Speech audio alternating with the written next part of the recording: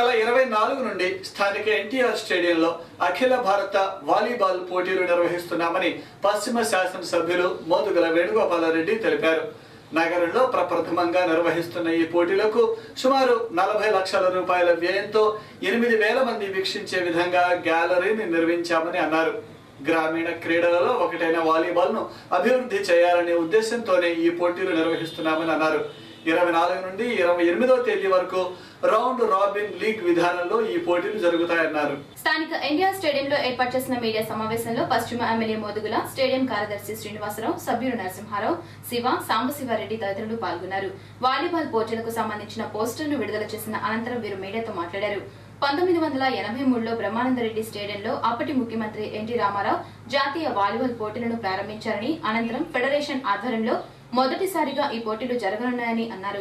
వివిధ రాష్ట్రాల నుండి హాజరయ్యే క్రీడాకారులకు ఉచిత భోజన వసతి సౌకర్యాలను ఏర్పాటు చేస్తున్నామని, దేశంలోని టాప్ బెస్ట్ టీంలను మాత్రమే ఆహ్వానిస్తున్నట్లు వారు తెలిపారు. ఇన్స్పిరేషన్ రావడానికి ఇది ఎంచుకున్నాం.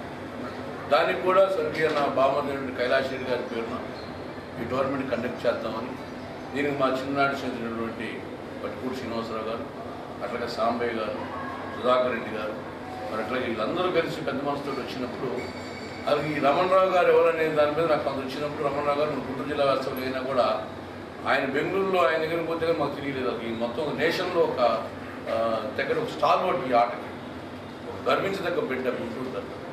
అందుకని ఆయన ప్లేయర్ కాదు, వీళ్ళు ప్రపంచంలో వీళ్ళకి ఏదైనా వచ్చిన స్కాలర్షిప్లు వచ్చిన స్కాలర్షిప్ రిటీల్ చేస్తున్నాం.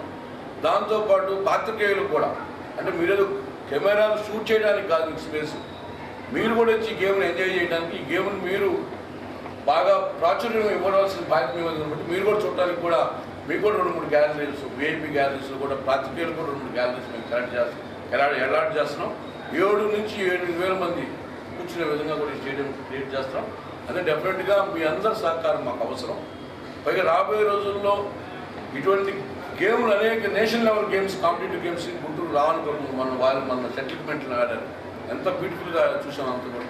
అది ఈరోజు కృష్ణా జిల్లాలో కృష్ణా యూనివర్సిటీ కింద ఆల్ ఇండియా యూనివర్సిటీ లెవెల్స్ మరి ప్లేయర్స్ ఆడుతూ ఉన్నారు ఆడవాళ్ళు. ఎంత బ్యూటిఫుల్గా మన పొరగల నారాయణ గారు ఓపెన్ చేశారు. అదే డెఫినెట్గా వాలీబాల్కి భవిష్యత్తు ఉంది, బంగారు భవిష్యత్తు. దీనికి బాట వేయాల్సిన బాధ్యత మా మీద బట్టి ఈ నెల 19, 20వ తేదీలలో జరగనున్న కిడ్స్ యువ 2016 కార్యక్రమంలో భాగంగా ర్యాగింగ్ వలన సంభవించే అనర్థాలపై కిడ్స్ కళాశాల విద్యార్థులు స్థానిక కళామందిర్ సెంటర్లో ఫ్లాష్ మాప్ నిర్వహించారు. ర్యాగింగ్ వలన విద్యార్థుల జీవితాలు ఎలా చిన్న భిన్నం అవుతాయో నృత్య రూపకాలతో కళ్లకు కట్టినట్లు వివరించారు. విద్యార్థులు ఈ విష సంస్కృతికి దూరంగా ఉండాలని, సీనియర్ విద్యార్థులు జూనియర్స్ కు మార్గదర్శకంగా నిలిచి ప్రోత్సహించాలని కోరారు. ఈ కార్యక్రమంలో కళాశాల డైరెక్టర్ సుబ్బారావు, ప్రిన్సిపాల్ బాబు, అధ్యాపక బృందం పాల్గొన్నారు.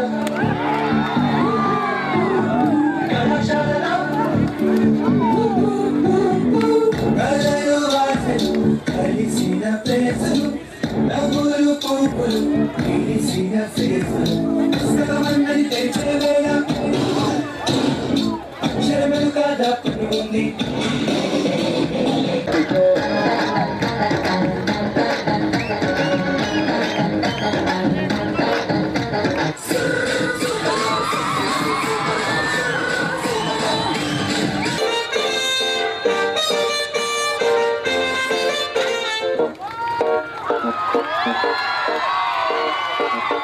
wanna follow you. I wanna follow you. I wanna follow you. I wanna follow you. I wanna follow you. I wanna follow you. I wanna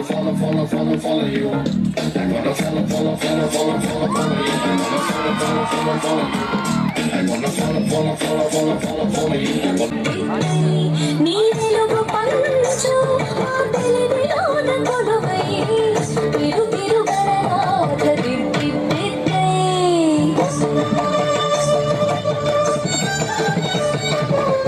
సని సగ సగ మా మగ మమ మమ ని మగ మమ ని సాని సగ సని మని మమ మమ మగ సని సగ సగ మా మగ మమ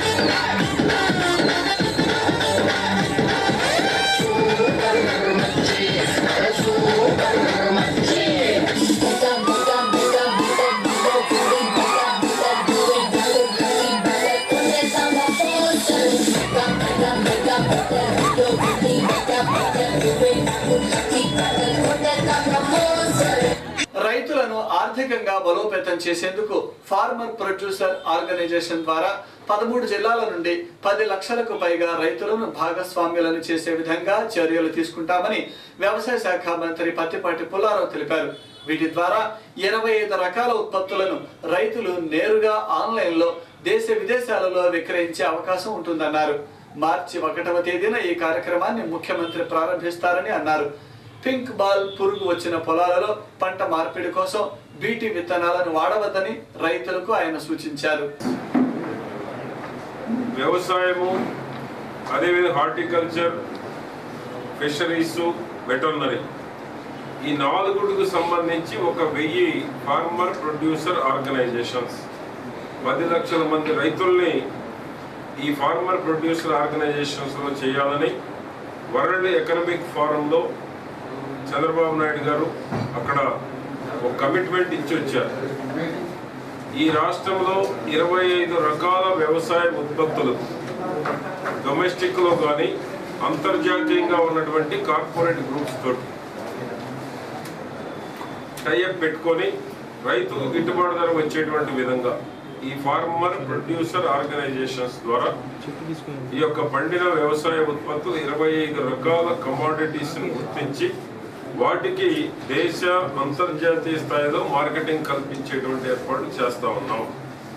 ఇది దేశంలో నెంబర్ 1 స్థానంలో 10 లక్షల మందిని కనుక ఎఫ్పిఓ గ్రూపులుగా ఫామ్ చేస్తే దేశంలో నెంబర్ 1 అవుతుంది. మార్చి 1న ఈ ఫార్మర్ ప్రొడ్యూసర్ ఆర్గనైజేషన్ సిస్టాన్ని 1వ తారీఖు గౌరవ ముఖ్యమంత్రి గారు లాంచ్ చేస్తా ఉన్నారు. అదేవిధంగా నిన్న ఒక కమ్యూనికేషన్ గ్యాప్ వచ్చింది. ఈ బీటీ విత్తనాలు వేయొద్దు అనేటువంటిది. బీటీ విత్తనాలు ఏంటంటే పింక్ బౌల్ పురుగు ఎక్కడైతే వచ్చిందో ఈ సంవత్సరం ఆ చేలల్లో పంట మార్పిడి చేయాలనేటువంటిది నేను చాలా స్పష్టంగా చెప్పాను.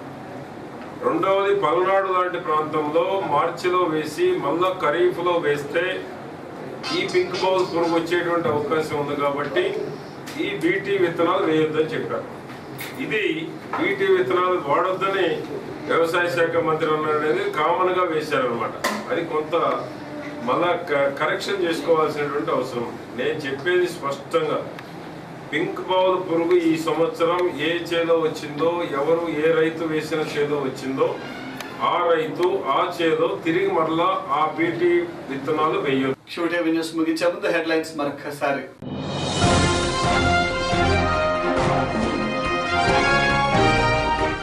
భారతీయ జనతా పార్టీ నూతన జిల్లా అధ్యక్షునిగా బాధ్యతలు చేపట్టిన నల్లబోతు వెంకట్రావు.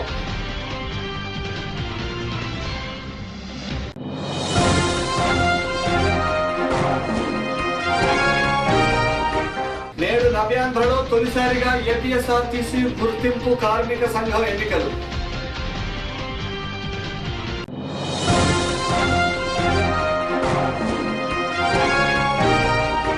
విజయవాడలో రేపు నూతన ప్రదేశ్ కమిటీ కార్యాలయాన్ని ప్రారంభిస్తున్నాం.